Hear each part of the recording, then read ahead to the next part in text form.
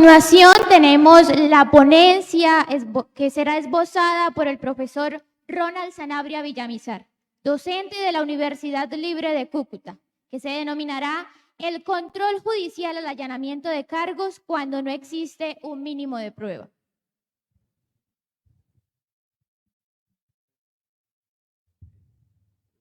Bueno, buenas tardes a todos, pues realmente un gusto estar nuevamente aquí. Quiero agradecerle pues a dos personas, una persona jurídica, la Universidad Libre, por permitir esos espacios cada vez más presenciales, cada vez volviendo más a una presencialidad para mí absolutamente necesaria e imprescindible en la educación universitaria, y a una persona natural, al profesor José María Peláez, que es pues el gestor y el responsable de este evento y de otras muchas actividades académicas que han repercutido favorablemente en la formación de tantos profesionales. Bien, yo lo que quiero hacer en esta media hora es intentar desarrollar tres objetivos. Primero, hacer una especulación razonada con base en la seriedad del derecho de qué puede hacer la Corte en el caso llamado caso de Pacolombia, por su divulgación amplia, especialmente en la discusión probatoria. Lo segundo es, a partir de eso, como decía el título del evento, a partir de esa excusa, tratar de determinar qué es lo que deben los jueces de la República verificar en aspectos probatorios cuando se está ante una terminación anormal del proceso anticipada que implique la presunción de inocencia. Básicamente pensamos en allanamiento y pensamos en preacuerdo en la medida que esas dos terminaciones generan la sentencia condenatoria, pero también habría que hablar del principio de oportunidad porque supone una aceptación de responsabilidad. Entonces, la idea es, insisto, plantear una solución a ese problema, exactamente qué es lo que tienen que verificar. Y finalmente, un problema que es del día en la práctica judicial es qué sucede cuando en el control de legalidad, la terminación anormal, por alguna razón se da legalidad a la terminación anormal, se aprueba el preacuerdo, se aprueba el allanamiento, y al momento de la sentencia el juzgador dice: me equivoqué al momento de aceptar o de dar la legalidad del allanamiento del preacuerdo, es decir, considero que no están las condiciones dadas para efectos de emitir sentencia condenatoria. Una opción sería básicamente lo que el tribunal sugiere en la sentencia, que es como ya usted lo estudió, preclusividad de los actos procesales, usted tiene que condenar. Otra opción pues sería entonces poder verificar el eventual error cometido en ese auto de aprobación. Entonces, insisto, son tres objetivos que espero cumplir en estos 25 media hora. Aquí tengo que hacer también una confesión, y es que voy a ir desarrollando el tema con base en tres tipos de argumentos distintos y puede ser confuso especialmente para los estudiantes. Voy a utilizar argumentos de teoría del proceso, de teoría de la prueba general, argumentos dogmáticos, procesales y probatorios. Voy a utilizar argumentos descriptivos normativos, es decir, lo que dice la ley 906 de 2004 y pues lo que ha dicho la Corte Suprema de Justicia. No deja de ser un análisis de la realidad colombiana. Y tercero, a medida que vaya desarrollando el tema, voy a hacer algunas cuestiones críticas, es decir, juicios de valor desde mi opinión sobre la realidad procesal penal colombiana. Intentando generar un orden esquemático, voy a trabajar en 5 grandes momentos. Inicialmente hablaré de la estructura del proceso penal, pensada por supuesto en estructura probatoria. En segundo lugar, analizaré las terminaciones anormales y sobre todo qué supone la aceptación de cargos. La idea es la renuncia al juicio justo o a la audiencia de juicio oral justa. Pues a eso hay que analizarlo con mayor profundidad. En tercer lugar, analizar las condiciones de una sentencia condenatoria, al margen de si es producto de un proceso normal o es producto de un proceso anticipado, pero no deja de ser una sentencia condenatoria. Y todo el derecho penal liberal analizó y pensó los requisitos para efectos de la validez de una sentencia condenatoria. Entonces, una teoría general creo que vale la pena resaltarla. En cuarto lugar, la idea de la relevancia probatoria de la aceptación de cargos. Cuando digo aceptación me refiero a las dos modalidades, tanto allanamiento como preacuerdo. Y finalmente, pues el caso de Pacolombia, que es el caso que nos convoca. Bien, entonces iniciemos. Estructura del proceso penal. Nosotros, en términos generales, tenemos tres grandes etapas: indagación, investigación y juzgamiento, y la idea es que a nivel probatorio vamos avanzando en esas etapas mediante el principio de progresividad del conocimiento. La idea es que partimos de una ignorancia y cada vez vamos teniendo más conocimiento. Se dice que para imputar se requiere inferencia razonable, para acusar se requiere probabilidad de verdad y para condenar se requiere un eslogan que es el más allá de toda duda razonable. Bien, esos tres eslóganes se suponen que son un estándar de prueba que lo que invitan es a fijar un grado de conocimiento para poder avanzar. Respecto a la condena, digamos, hay una mayor preocupación porque en la condena estaría nada más y nada menos que en juego la libertad de las personas y en todo caso su buen nombre. Respecto a los actos anteriores, imputación y acusación, pues hay una cierta relajación por parte de la doctrina en la medida que se dice que en todo caso pues son cuestiones preliminares que luego el juez va a poder analizar el juicio oral y que en todo caso si la fiscalía imputa mal, el juez siempre va a estar allí para efectos de resolver cualquier error. Sin embargo, es muy importante para los estudiantes, sobre todo para futuras investigaciones, a nivel internacional se está hablando mucho de la llamada pena de banquillo. El simple señalamiento por parte del ente instructor de que una persona posiblemente cometió un delito supone en sí mismo una afectación del derecho al buen nombre. Y por tal motivo el ejercicio de la acción penal debe estar controlado, debe respetar una gran cantidad de requisitos. Bien, esta estructura probatoria hay una figura que es especialmente importante. Aquí viene la primera crítica al sistema colombiano: el descubrimiento probatorio.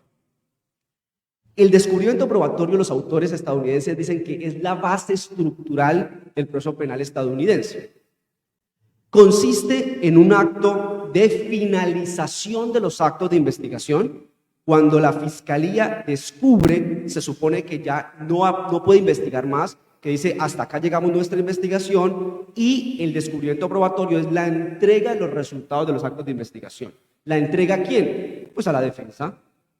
Y ese descubrimiento probatorio se hace en Estados Unidos, en la gran mayoría de países, en la acusación. Se supone que la acusación implica, entre otras cosas, el acto del descubrimiento probatorio. Y después de la acusación es cuando se le pregunta a la defensa al procesado: señor, señora, ¿usted qué quiere hacer con esta acusación? Tendrá básicamente, en términos generales, dos opciones. O dice, yo no lo acepto y por tal motivo alego mi presunción de inocencia, tiene que usted desvirtuarla, o la acepto. Pero la primera crítica: en Colombia, la oportunidad de allanarse y de preacordar se puede realizar antes del descubrimiento probatorio. Existe el allanamiento en la audiencia de imputación y los preacuerdos se pueden hacer entre el interregno de imputación y acusación. Y eso genera un problema que debemos guardarlo ahí. Y es que si acepta cargos, cualquiera de las dos modalidades, la fiscalía perdió un espacio para seguir investigando. Y eso nos tiene que servir para decidir si ante un caso en donde no se cumpla el estándar probatorio, si anulamos o si absolvemos. Bien, entonces, por eso me sumo a las voces que han dicho que la imputación de cargos es un requisito o es una audiencia que no tiene sentido, por muchas otras razones, pero también porque dificulta el ejercicio de la aceptación de cargos. Insisto, aceptar cargos en allanamiento implica que la fiscalía perdió un espacio para investigar, el espacio entre imputación y acusación. Bien. Me paso al segundo elemento, las terminaciones anormales del proceso, sobre todo aquellas que impliquen una sentencia condenatoria. Una terminación anormal lo que significa es que el procesado renuncia a un derecho sagrado, un derecho que se ha construido producto del pensamiento ilustrado, el derecho a un juicio justo. La palabra juicio justo es una palabra, por supuesto, retórica, una palabra que engloba un mensaje muy fuerte, pero podríamos decir básicamente que el juicio justo implica que solamente se pueda condenar a alguien con base en la prueba que se ha practicado delante del juez y con el ejercicio de la contradicción de la defensa. Un ejercicio que se hace en un escenario complejo, normalmente se llama audiencia de juicio oral. Entonces, cuando una persona acepta cargos mediante allanamiento o preacuerdo, dice, yo renuncio a ese derecho que tengo, que es un derecho humano y fundamental. Y por la lógica de la justicia premial, entonces la idea es que le otorgamos una especie de premio. Esos premios hoy en día consisten, en realidad todos consisten en una rebaja de penas. Claro, es una rebaja de penas controlada por el principio de legalidad. La propia 906 dice en qué consiste el premio. No es un premio deliberado, pero insisto, no deja de ser cualquier modalidad no deja de ser una disminución del monto de la pena aplicada.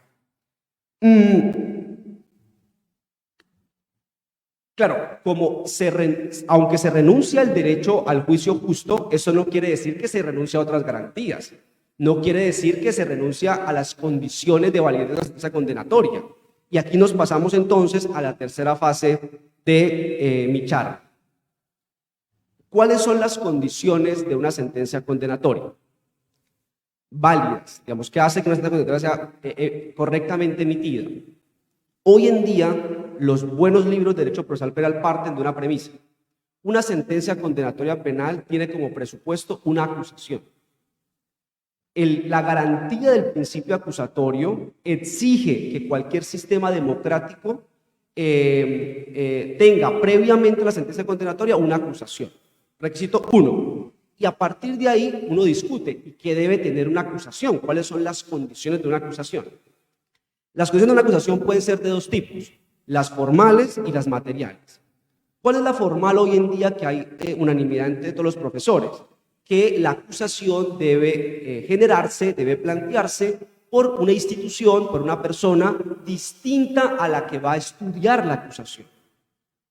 Eso es lo que se llama la garantía del principio acusatorio. Entonces, hay una separación de funciones. Alguien dirá, bueno, ¿y por qué no mejor volvemos a un sistema inquisitivo de concentración de funciones en donde haya la acusación, pero que la emita el mismo que la va a decidir su mérito? Se ha dicho que ese tipo de fórmulas son peligrosas para efectos de la imparcialidad del juzgador y por el excesivo poder que tendría ese funcionario. Entonces, a nivel de derecho humano, hoy hace parte del debido proceso, del proceso justo, esa garantía. Listo, pero más allá de la formalidad, en Colombia está clarísimo que la respetamos. Quien presenta la acusación es diferente a quien va a tomar la decisión. No basta la formalidad, se requieren unos requisitos materiales. Y lo que se ha dicho es que la acusación debe tener tres cosas, así de sencillo. Debe tener una historia, cuando uno dice una historia ahí puede entrar uno a analizar más cosas, pero la idea de la historia es que son unos enunciados fácticos concretos, es decir, es una historia que pretende o que busca describir la realidad y el fiscal la intenta describir con pretensión de verdad.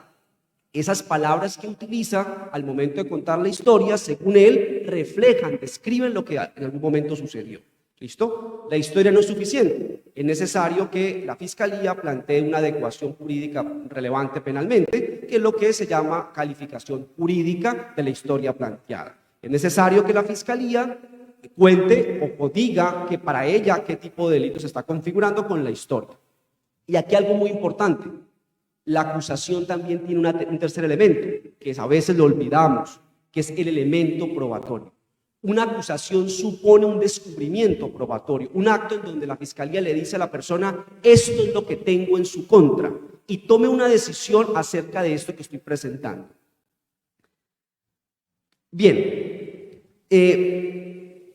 lo que sucede puntualmente con las ideas de determinaciones anormales, excúsenme, aquí me devuelvo al segundo punto, es que la presentación de la acusación, con los elementos que estoy comentando, supone un acto definitivo, deliberado del ente instructor. Es una decisión que abre al juicio. En Colombia, insisto, debido a su estructura un tanto particular, y si algún sentido tiene esa expresión que algunos conferencistas utilizan para criticar el sistema como el olor a café, a la colombiana, a la chichombiana, creo que sobre todo está en la idea de la imputación. Una imputación es un acto de postulación de la pretensión de la Fiscalía, pero que le hace falta un elemento, el elemento probatorio. Y entonces la pregunta es, ¿qué debe hacer el procesado ante una medio acusación, una acusación que le hace falta un elemento? El sistema colombiano permite el acto de aceptación de cargos y eso tiene una problemática adicional. Bien, un paréntesis, si me permiten un 2.1, 3.1, hay una mezcla. Dije que un sistema garantista democrático implica que una sentencia condenatoria haya previamente una acusación. Y hay un problema de congruencia. Que la congruencia constituye la problemática de el juzgador, el que toma la decisión, qué tan atado está a la acusación. ¿Qué tanto puede plantear argumentos, o mejor, utilizar argumentos para condenar que no hayan sido planteados por el acusado? Insisto, recuerden los tres requisitos: historia, cargo jurídico y elementos de conocimiento. Hoy en día, digamos, está claro por todos los profesores. Aquí voy teoría, voy Colombia, descripción, y luego voy con mi opinión personal. Todos los profesores están absolutamente de acuerdo que los hechos son inmodificables.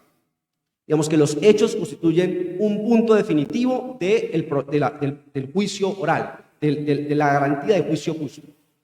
Los profesores discutimos los otros dos elementos: si el cargo, qué tan atado está el juez del cargo jurídico, y la posibilidad de una prueba de oficio.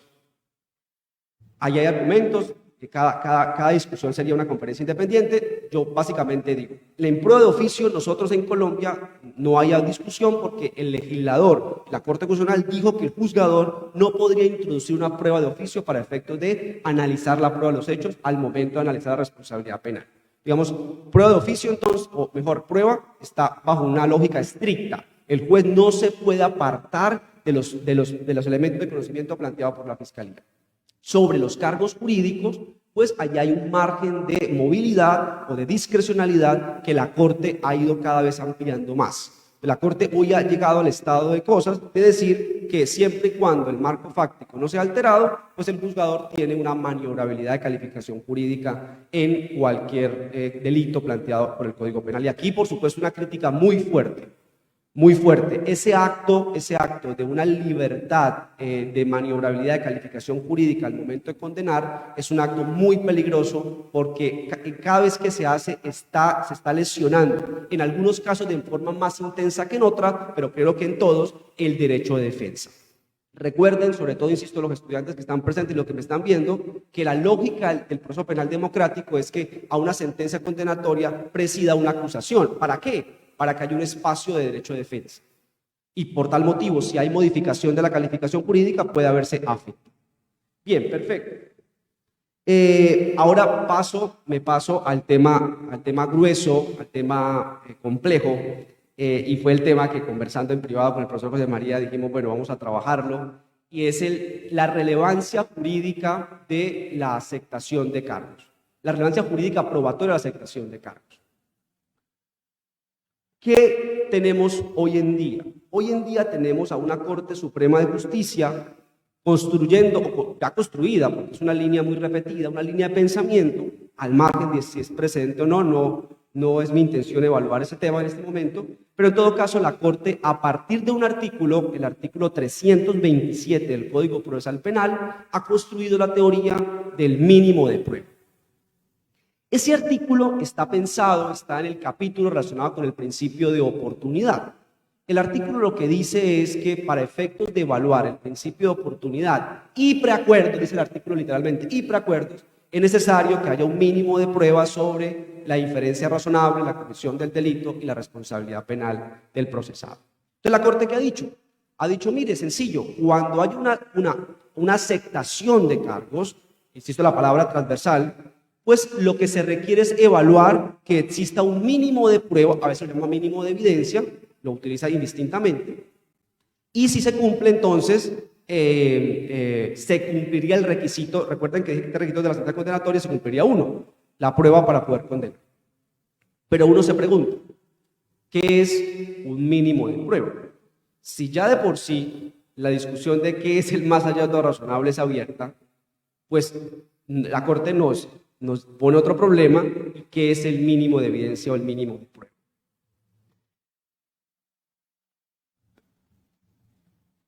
La idea del más allá de todo razonable es intentar evitar al máximo el error de condenar a un inocente. Digamos, el objetivo de ese eslogan es ese, es exigir mucho conocimiento para que ninguno inocente o al menos muy pocos inocentes, sean víctimas de lo que se ha considerado el error judicial de mayor gravedad en el Estado moderno, que es condenar a una persona que no cometió un delito. Si la filosofía es esa, pues la filosofía también es aplicable para una sentencia condenatoria que devenga de una terminación anticipada. No cambia. Sigue siendo una terminación, una sentencia condenatoria. No podríamos entonces ser más flexibles cuando vamos por este camino. Bien, ¿cuál es el sentido que le ha dado la Corte al más allá de todo razonable?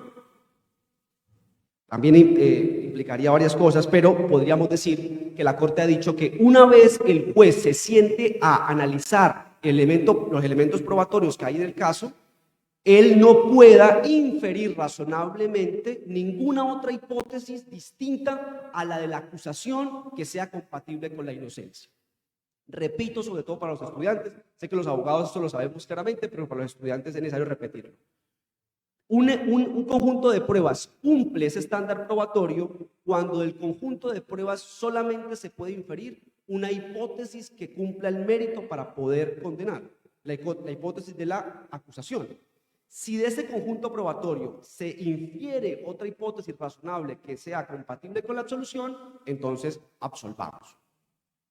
Pregunta, ¿ese significado se lo podemos exigir a un caso de terminación anticipada? Y la respuesta es, yo creo perfectamente que sí. Y aquí viene una crítica al entendimiento probatorio de Colombia. Aquí se supone que el juicio es un escenario donde se produce más conocimiento y que la investigación es un escenario donde hay menos conocimiento.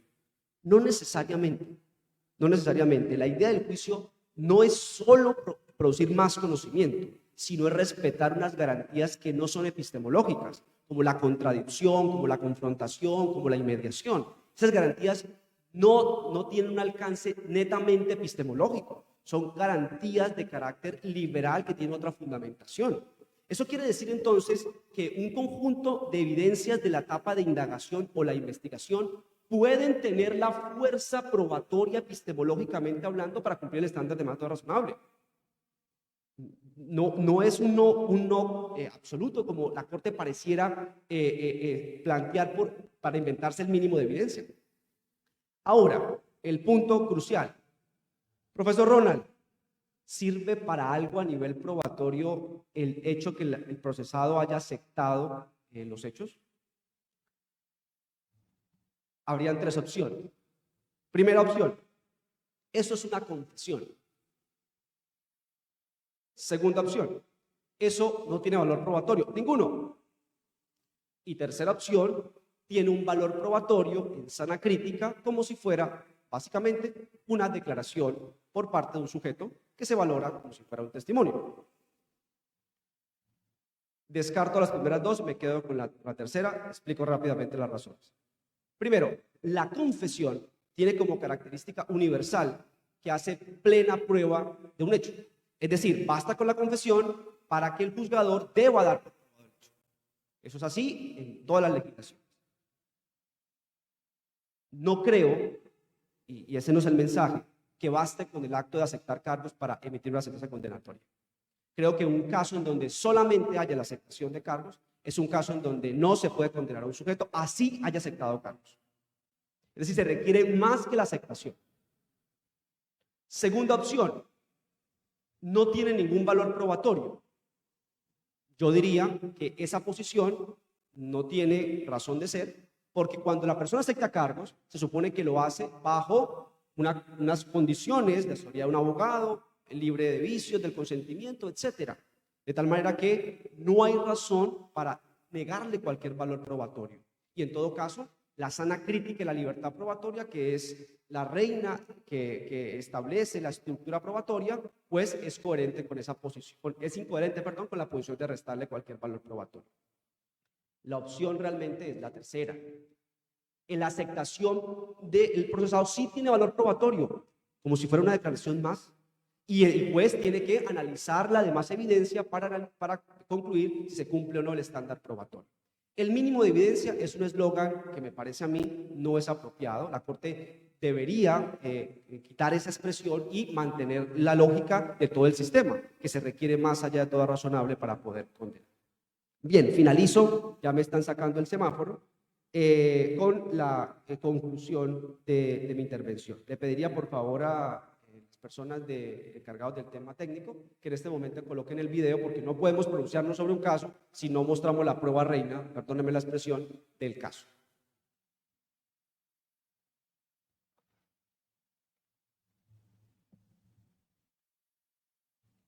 Miran lo malo mío, nunca miran lo bueno. Pero bueno, mientras algunos están saqueando los negocios que pueden ser de su mamá, de su papá o de algún familiar, yo estaba destruyendo lo que era el Estado. Sé que tampoco está bien hecho, pero es una de las formas en las que el pueblo se puede manifestar sin pasar desapercibido. Este video tal vez lo van a volver viral. Amigas, yo sé que tal vez alguna de sus familias que trabajan en el Estado tiene que recoger esto. Pero ¿saben qué? El Estado tiene que invertir millones de los que nos roban a nosotros para recuperar todo lo que estamos dañando. Bien, sobre el primer objetivo que planteé, ¿qué espero de la Corte? Primero, espero que la Corte se ocupe ampliamente del concepto de mínimo de evidencia, que lo interprete conforme las garantías fundamentales y que lo iguale más allá de todo razonable. Que lo diga de una vez por todas, creo que es la posición correcta. Segundo, creo que la Corte debe especificar que la aceptación de cargos tiene un valor probatorio, sin lugar a dudas, porque se tiene en cuenta para efectos de tomar la decisión. Tan es así, miremos la sentencia del tribunal que lo tuvo efectivamente en cuenta para un ejercicio de valoración probatoria. Tercero, el punto que veo a nivel probatorio en este caso, y en esto comparto la posición del salvamento de voto, es la idea del fin del terrorismo. Me parece que como mínimo hay una hipótesis plausible, que es la hipótesis de que el dolo de ella no iba dirigido a eso. Y una cosa, la defensa prueba no de forma, no totalmente, la defensa puede probar con hipótesis plausible, y creo que es una hipótesis plausible perfectamente ello, incluyendo la aceptación de cargos. Así de aceptación de cargos, creo que queda la hipótesis plausible y en consecuencia creo que por ese agravante deberían absolver. Segundo tema, ¿qué debe verificar a nivel probatorio un juez de la República? A nivel probatorio debe analizar si las evidencias que soportan o que existen al momento de la aceptación de cargos son suficientes para cumplir ese estándar probatorio, incluyendo la aceptación del procesado. Y finalmente, ¿qué debe hacer la Corte, qué debe hacer un juez si legaliza el preacuerdo de allanamiento y posteriormente, al momento de emitir la sentencia, decide o se da cuenta que se equivocó, que no debió aceptar? Insisto, el tribunal aquí sugiere que no hay nada que hacer, que lo que debe hacer, sugiere o anúlese o mantenga la condena. Yo creo que todo depende el momento de la aceptación de cargos. Si la aceptación de cargos fue al momento de la imputación, recordemos que la Fiscalía tenía un tiempo para seguir investigando. En consecuencia, ahí no sería correcto la investigación porque se le estaría quitando al ente instructor una posibilidad latente para seguir investigando el caso. En cambio, si la aceptación de cargos es posterior a la acusación, creo que en ese caso lo correcto, en línea general, es absolver, porque el material probatorio básicamente va a ser el mismo que se va a vertir en la audiencia de juicio oral. Son mis ideas, espero haber generado un ambiente para el debate de este caso que va a ser muy interesante y que seguramente al cabo de 6 meses estaremos acá comentando la sentencia de la Corte Suprema de Justicia. Muchas gracias. Agradecemos la maravillosa intervención, doctor Ronald. Ahora daremos pase a